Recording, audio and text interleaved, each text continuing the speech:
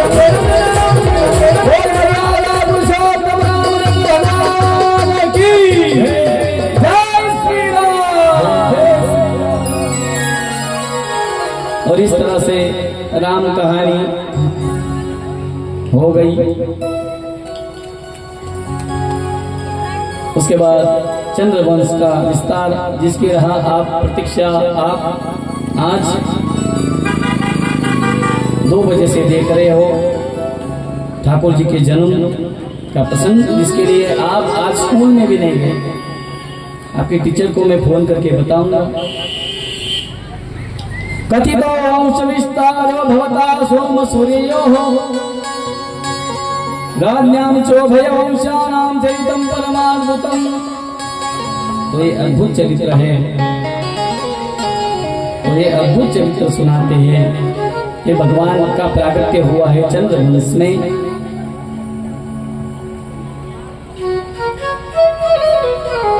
भगवान नारायण से ब्रह्मा हुए, ब्रह्मा से चंद्र, चंद्र से बुध, बुध से पुरुरवा। उनकी परंपरा आगे बढ़ते ययाति राजा तक आई है, और ययाति राजा से होते होते उनकी परंपरा अजमेर, उनके वंश में वृष्णि महाराज हुए और चंद्र वंश का नाम वृष्णि वंश पड़ा।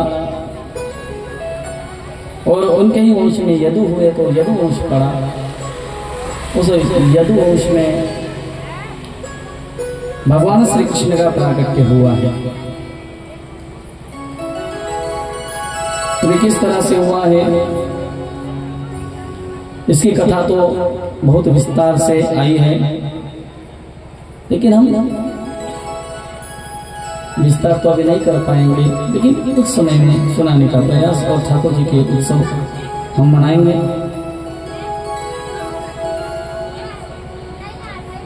तो भगवान श्री कृष्ण इनके माता पिता है वसुदेव और देवकी। ये जो पिछले 3 जन्म पूर्व वो कृष्णी और सुतपा नाम के दाम्पत्य थे। उन्हें भगवान की तपस्या करके, भगवान को प्रसन्न करके पुत्र रूप में आप हमें प्राप्त हो ऐसा वरदान मांगा, और भगवान ने उनको वरदान दिया, और उनके यहीं भगवान कृष्ण रूप में प्रकट हुए। लेकिन नंद बाबा, यशोदा, ये वसु और द्रोण और धरा नाम के वसु थे, उन्होंने भी तप किया था और बाल लीलाओं का दर्शन का वर मांगा था। इसलिए भगवान मथुरा में प्रकट हुए और गोकुल में चले गए हैं। जैसे कि सूरसेन महाराज, उसी तरह से सूरसेन महाराज के पुत्र है वसुदेव, जो भगवान श्री कृष्ण के पिता हैं। और यहाँ पे जो महाराज उग्रसेन है, जो मथुरा के राजा हैं, तो उनके पुत्र है कंस। कंस पैदा होते ही अपशकुन होने लगे, तो ब्राह्मणों ने कहा ये तेरे लिए अपशकुनी है, तो इसको अपने राज्य से बहिष्कृत कर दे। तो उन्होंने यमुना नदी में उसको छोड़ दिया। लेकिन वो बहते बहते सूरसेन महाराज जी को मिल गए, और वसुदेव जी और कंस का पालन पोषण सूरसेन महाराज जी ने किया है। जैसे ही तारुण्य अवस्था में वो कंस आता है, उसको पता चलता है कि उग्रसेन पिता है और उन्होंने उसको छोड़ दिया था, तो वो गुस्से के मारे आग बबूला हो जाता है। और उसी समय वो जरासंध, शिशुपाल सबके साथ वो मथुरा पर आक्रमण कर देता है। महाराज उग्रसेन परास्त हो जाते हैं, उनको कारागृह में डाल के वो खुद राजा हो जाता है। वो खुद से राजा हो गया है। सभी लोग उसकी निंदा करने लगे, उसको उस बात का बुरा लगा। उसने सोचा कि लोगों के मन का परिवर्तन करना चाहिए। उसने उनके जो चाचा थे, चाचा की उनकी चचेरी बहनें थी 8, देवकी ये पहले नंबर की थी और 7 अलग थी। तो उन 8 कन्याओं का, 8 बहनों का वसुदेव जी से विवाह कंस ने करा दिया। तो सब जगह उसकी जय जयकार होने लगी कि देखो, यहाँ सगा भाई सगी बहन का विवाह नहीं कराता, इसने चचेरी बहन का विवाह करा दिया है। अच्छी बात है। उतने में भी नहीं रुका, विदाई का प्रसंग आया। उस समय खुद वसुदेव और देवकी को उसने रथ में बिठाया है और खुद रथ को चलाने लगा है। और ये दृश्य वो कंस की नगरी के, वो मथुरा नगरी के लोग देखे, वो तो निनिहाल हो गए। उन्होंने कहा आहा, ऐसा दृश्य, सबका मन प्रफुल्लित हो गया और सब जोरों से जय जयकार करने लगे। बोल कंस महाराज की, बोल कंस महाराज की, बोल कंस महाराज की। ये कंस महाराज जी की कौन कौन पार्टी वाले, इनको बाहर निकालो। जय जयकार के इन्होंने करी, निकालो बाहर सबको। यहाँ कंस की जय जयकार करने बैठे हो आप, कृष्ण की जय जयकार करने। आपने कंस की जय जयकार करी ही कैसे? नहीं करनी अभी, क्यों करी? मैं तो किसी की भी जय जयकार कराने को बोलूंगा, आप कर दोगे? मैं तो ऐसा भी कहूंगा कि बैल दूध देता है, आप मान लोगे? नहीं मानोगे ना, सही बात क्यों मानी? लेकिन मथुरा में तो जय जयकार होने लगी सब जगह, इतनी जोरों से जय जयकार, इतनी जोरों से जय जयकार, वो जय जयकार स्वर्ग तक सुनाएगी। और स्वर्ग के देवता तो जलने लगे, जल ढूंढ गए। अरे इतनी अगर जय जयकार हो रही है तो प्रभु काहे प्रकट होंगे? और भगवान हो भी गए तो अपने मामा को क्यों मारेंगे? चलो तो कुछ ना कुछ विघ्न डालना चाहिए। उतने में बिजली जोरों से, बिजली की आवाज हुई, बादल गरजने लगे, उतने में आकाशवाणी हुई। अष्टमो गर्भो हन्यताम वहसे बुध। हे कंस, जिस बहन को तू रथ में बिठा के लेके जा रहा है, याद रखना उसका 8वां गर्भ तुझे समाप्त कर देगा, समाप्त कर देगा, समाप्त कर देगा। और ऐसा कहते ही उसने क्षण भी नहीं गवाया, उसी समय उसने खड्ग निकाला। और खड्ग निकालते ही, तलवार को निकालते ही जैसे देवकी पर वो चलाएगा, उतने में वसुदेव जी ने हाथ पकड़ा। वसुदेव ने कहा, हे कंस, अरे कंस तेरा गला बैठ गया बेटा। उस समय कंस ने कंस को कहा, वसुदेव, गलत बोला। वसुदेव जी ने कंस को कहा, हे कंस, अरे वो स्त्री है, क्षत्रिय है, और एक क्षत्रिय को, स्त्री को मारना कभी उचित नहीं। वो तेरी बहन है और अभी उसका विवाह संपन्न हुआ है, और तू तो बहुत बड़ा क्षत्रिय है, और तुझे अपनी बहन पे प्रहार करना शोभा नहीं देता। उस समय कंस ने कहा, हे वसुदेव, मुझे कोई फर्क नहीं पड़ता, अगर मेरे प्राण बचते हो मैं बहन को क्या, अपने बाप को भी मार दूं। ये बहन का मेरे लिए बड़ी चीज है। उस समय वसुदेव ने कहा, अगर इसका विवाह मेरे साथ नहीं होता तो मैं कभी तुझे रोकता नहीं, लेकिन तूने इसका विवाह मुझसे करा दिया है। ये मेरी पत्नी है और मैं इसका पति हूँ, मेरा तो कर्तव्य बनता है, मेरे प्राण चले गए तो भी चलेगा, लेकिन मैं अपने पत्नी के प्राणों का क्या करूँ, रक्षण करूँ। इसलिए कुछ भी हो जाए मैं तुझे अपनी पत्नी पर प्रहार करने नहीं दूंगा। उस समय वसुदेव कहने लगे, हे कंस, अरे इसका 8वां तुझे मारने वाला है, तो मैं तुझे वचन देता हूँ कि हमें जो भी संतानें होगी मैं तुझे प्रदान करूंगा। कंस कहने लगा, इतनी राह कौन देखेगा, ना रहेगा बांस ना बजेगी बांसुरी, इतनी कौन चिंता करेगा। उस समय वसुदेव ने कहा कि मैं तुझे सारे पुत्र सौंप दूंगा, प्रतिज्ञा की है। और कंस वसुदेव का स्वभाव जानता था कि वसुदेव कभी झूठ नहीं बोलते, इसलिए मान्य किया, ठीक है। दोनों को कारागृह में डाल दिया और संसारिक जितने भी चीजें होती है उस कारागृह में उनको दी गई। समय कम था, पहला पुत्र हुआ, कंस के सामने भेजा गया, कंस ने उसको माफ कर दिया, लेकिन नारद जी ने उसको कुछ कहा तो पहले को मार दिया, 6 को मार दिया। 7वें थे दाऊद दादा, दाऊद दादा। और दादा लोग जो होते हैं, दादा, वो बहुत गर्म होते हैं, वो सुनते कम है और मारते ज्यादा है। उस समय भगवान ने सोचा दाऊद दादा तो जा रहे हैं, और दाऊद दादा जैसे ही प्रकट होंगे पहले कंस को निपटा देंगे, और कंस अगर निपट गया तो मैं आऊं ना आऊं कोई फर्क नहीं पड़ता, क्या फर्क पड़ेगा।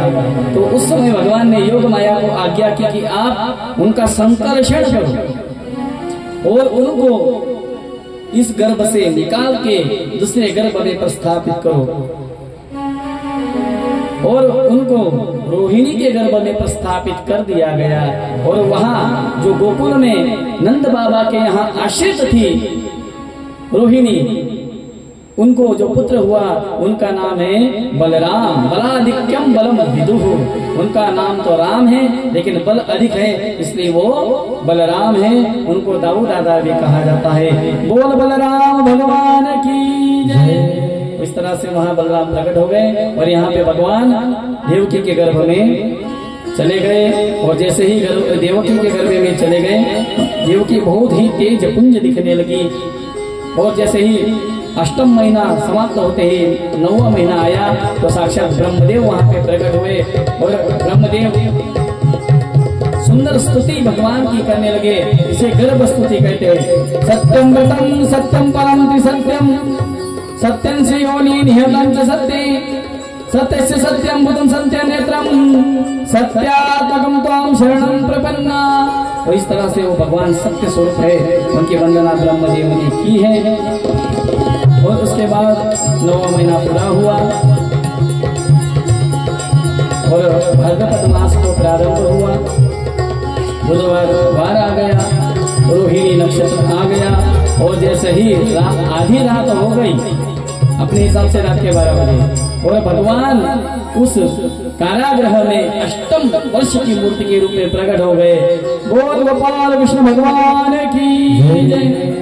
8 वर्ष के बालक प्रकट हो गए, लेकिन मैया ने कहा कि लाला आप छोटे हो जाओ, इतने बड़े लाला कभी होते हैं। उस समय भगवान ने कहा कि ठीक है मैं तो प्रकट हो जाऊंगा, लेकिन अगर मैं यहाँ रहा तो मैं जैसे ही कंस को देखूंगा तो कंस को क्या करूंगा, समाप्त कर दूंगा। इससे अच्छा मुझे यहाँ मत रखना बाबा, मुझे कहाँ लेके जाना, मुझे गोकुल में लेके जाना। और ऐसा कहते ही वसुदेव जी ने उस बालक को उठाया है और सारे ताले खुल गए हैं, सारे किवाड़ खुल गए हैं और उस वसुदेव जी भगवान श्री कृष्ण को लेकर गोकुल की तरफ जा रहे हैं। मार्ग में यमुना मैया आई। यमुना मैया का बाढ़ का जल बढ़ने लगा। उस समय भगवान ने अपने चरण उनमें डाल दिए और उसी समय यमुना जी ने मार्ग दे दिया। वसुदेव जी आ गए और वसुदेव जी ने वो पुत्र वहां पे रखा, कन्या को दिया। यहाँ आए, कंस को पता चला, कंस ने उस कन्या को उठाया, उसका हाथ पैर पकड़ा, जैसे ही घुमा के पटकेगा उतने में ही वो कन्या हाथ से निकल गई। और कन्या हाथ से निकल गई वो विंध्यवासिनी, वो विंध्याचल पर्वत पे चली गई। बोल विंध्यवासिनी माता की। और यहाँ पे कंस पश्चाताप करने लगा कि मेरा शत्रु मेरे हाथ से निकल गया। लेकिन यहाँ गोकुल में जैसे ही पता चला कि यशोदा को लाला हुआ है, सारा नंदोत्सव मनाने लगे। इसलिए हमारा है माधोपुर ग्राम, ये आज से माधोपुर ग्राम नहीं है, तो भगवान प्रकट होंगे तो ये हमारा नंदगांव हो जाएगा और हम गोप और गोपी होंगे। और जिस तरह से गोप गोपी ने भगवान के जन्म का आनंद लिया था, बधाई एक दूसरे को दी थी, तो हमें भी उस उत्सव का आनंद लेना है। चलो। गोकुल में भगवान प्रगट गए, गोकुल में भगवान